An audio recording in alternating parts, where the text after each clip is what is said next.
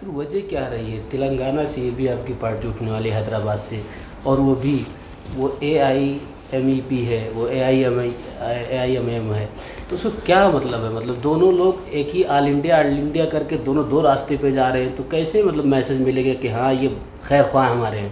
सबसे पहली बात तो ये है कि ऑल इंडिया महिला एम्पावरमेंट पार्टी, इस पार्टी के आए हुए अभी कुल चंद महीने, चंद साल हुए हैं।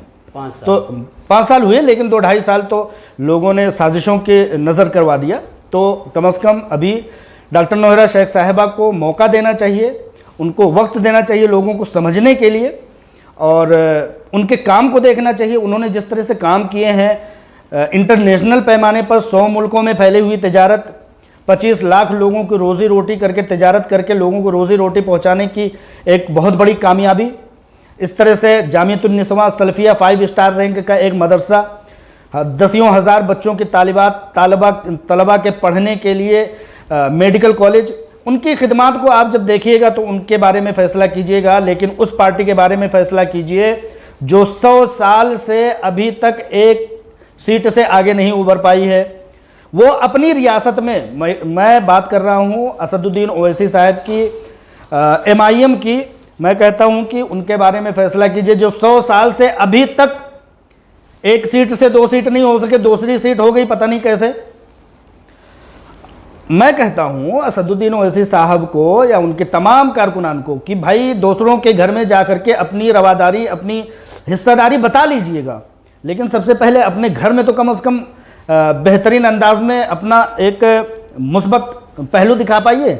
मैं कहता हूं कि भाई आप वज़ीर आला बनिए तेलंगाना के, आंध्र प्रदेश आपका खित्ता है, आप वहां के, आप वहां 5 सीट, 7 सीट, 6 सीट से लड़ते हैं और पहुंच जाते हैं उत्तर प्रदेश में 150 सीट उतारने, बिहार में पहुंच जाते हैं 125 सीट उतारने, बंगाल में पहुंच जाते हैं, झारखंड में पहुंच जाते हैं। तो ये किस तरह का नाजायज़ रिश्ता है भाई कि दूसरे के घर में आपको दूसरे के घर में रिश्तेदारी, दूसरे के घर में हिस्सेदारी और अपने घर में अजनबियत है? क्या मतलब है? वो तेलंगाना में कितना खड़ा करते हैं, लेकिन हुकूमत में हिस्सेदारी तो रहती है ना। देखिए, हिस्सेदारी कब तक चलेगी? मैं कहता हूं जहां पर तेलंगाना में 30% उनकी ज़ात के लोग हैं, ज़ात बिरादरी की चीज़ लेके चल रहे हैं।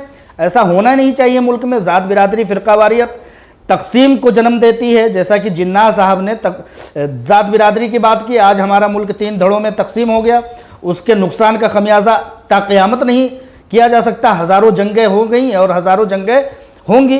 लिहाजा इस तरह की जो तफरीक की राजनीति है, सियासत है, असदुद्दीन ओवैसी साहब को मैं कहता हूँ कि हिस्सेदारी नहीं, 5 सीट नहीं, कम से कम आप हिस्सेदारी कीजिए तो आधे की कीजिए ना, 50% की कीजिए। ये क्या KCR के सामने मिनमिनाए हुए फिर रहे हो? और आपने जो है 8 सीट उतारा हुआ है, वो लोग सैकड़ों सीट उतार रहे हैं।